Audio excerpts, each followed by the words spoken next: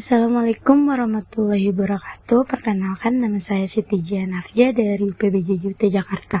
Saya sedang melakukan praktik unit 2 mata kuliah metode dan teknik penyuluhan, di mana saya akan mendemonstrasikan cara pembuatan probiotik atau mikroorganisme yang hidup dan membantu untuk mencegah serta mengobati beberapa penyakit.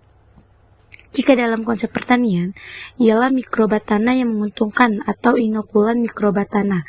Mereka dapat membantu meningkatkan ketersediaan nutrisi, struktur tanah, bahkan melindungi tanaman dari penyakit. Nah, tadi ada beberapa foto bahan yang akan kita gunakan nanti dalam pembuatan probiotik dengan praktis dan harga ekonomis. Di sini juga ada contoh probiotik yang ada di pasaran, yaitu M4 atau efektif mikroorganisme 4.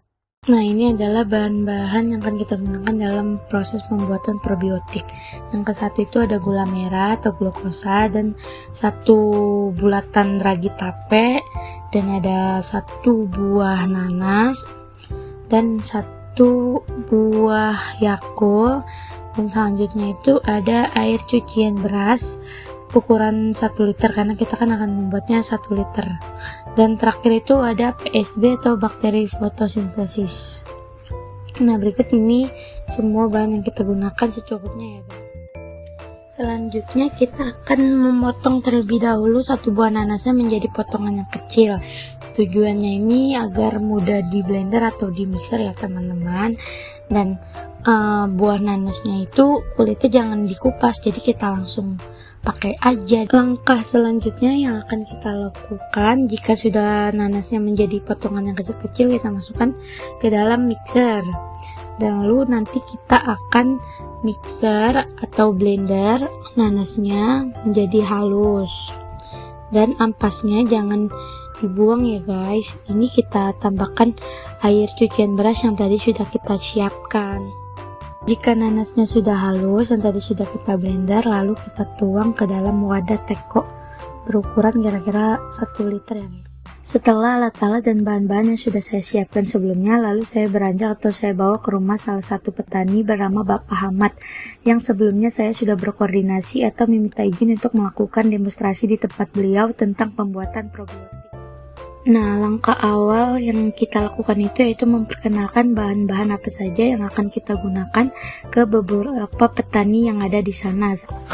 Langkah kedua yang dilakukan yaitu memasukkan air campuran dari cucian beras dan nanas yang tadi sudah di blender ke dalam wadah. Setelah itu kita masukkan satu bulatan ragi tape sambil kita hancurkan dengan menggunakan tangan ya guys. Terus langkah ketiga yaitu memasukkan gula merah atau glukosa secukupnya. Dan setelah itu memasukkan satu botol Yakult ke dalam wadahnya juga. Lalu kita aduk-aduk hingga bahan-bahan yang sebelumnya tadi sudah dimasukkan ke dalam wadah merata. Jika sudah merata, langkah yang keempat yang kita lakukan yaitu menuangkan cairan bakteri fotosintesis ke dalam wadah secukupnya, atau bisa kita gunakan satu tutup botol untuk ukuran 1 liter air ya guys. Dan diaduk-aduk kembali sampai semua bahan di dalam wadah tercampur merata.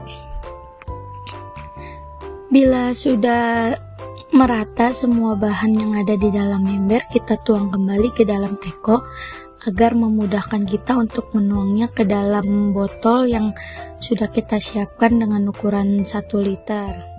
Di sini kita aduk-aduk kembali agar benar-benar merata ya guys.